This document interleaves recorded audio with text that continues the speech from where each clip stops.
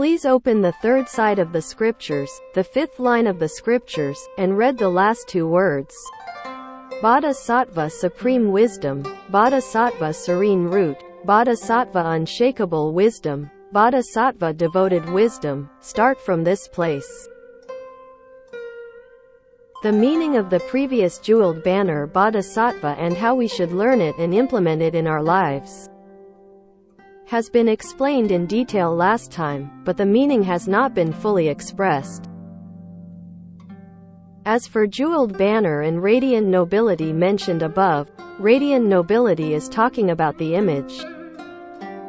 Jeweled banner is saying that we want to praise this method.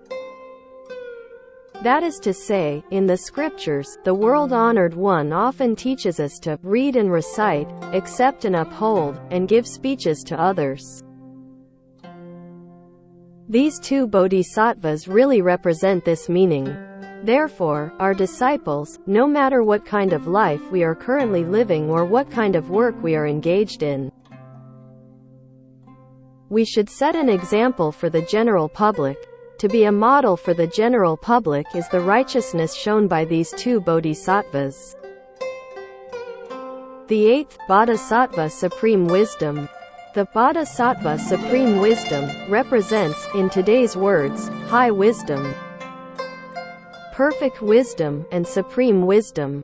As a result, the true benefits mentioned in Buddhism have been implemented. We go through a troubled life, we observe this society, whether rich or poor, each has its own defilements, the rich have the afflictions of the rich.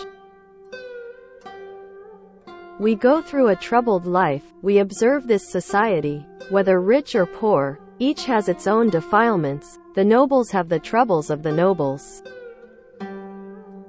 The rich have the affliction of the rich, the poor have the affliction of the poor, all spend their days in affliction, all are very miserable. This incident is not about this life, but for countless eons to come, life after life, nothing is as good as it is. It's what the world calls, everything that doesn't go well with you often happens. It can be seen from this that wishful things only account for 1/10, not necessarily. From now on, the future will have no end. How long will it take to live through such a hard life before we can get ahead? Then it depends on fate. What fate is that? The fate of encountering Buddhism. There are really predestined relationship, and there are two conditions for you to achieve consummation.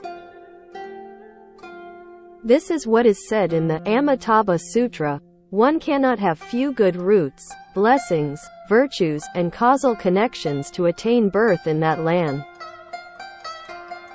You have enough predestined conditions. You have met, encountered Buddhism, encountered Mahayana, especially the Pure Land Buddhism, Infinite Life Sutra. This is extremely rare, and the conditions are complete. After fulfilling predestined relationship, whether you can change your life in this life depends on your good roots and merit. If you have good roots and merit, your life will change immediately. The Buddhist teaching of leaving suffering and obtaining happiness. This is very real, not fake. Right now you are free from suffering. Moreover, leaving all suffering, enjoying the fullness of joy. You say, how free? Good roots and virtues are the key. What is a good root? The root of goodness is true faith, true understanding, and clearly. Faith and understanding belong to the roots of goodness. Vows and actions belong to merit. Do you have this wish, and are you willing to do it? If you have this wish, and you are willing to do it, you are a person of great merit. From now on, you will no longer live a life of afflictions, but live a life of high wisdom.